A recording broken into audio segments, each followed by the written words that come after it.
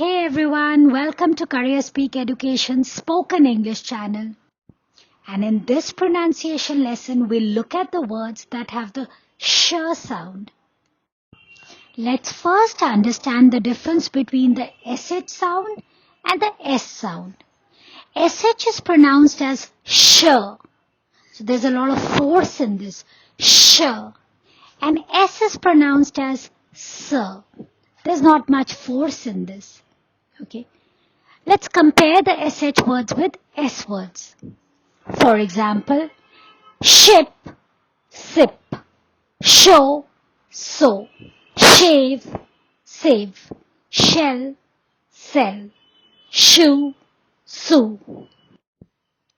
The tion sound is also pronounced as shun sound. For example, mention, station, dedication, vacation. In some of the words, ci is also pronounced as sh. For example, musician, special, delicious. There are also some words in which ch is pronounced as sh. For example, chef, parachute, machine, brochure. Thanks for watching everyone. Please do like, subscribe and press the bell icon for getting the latest updates.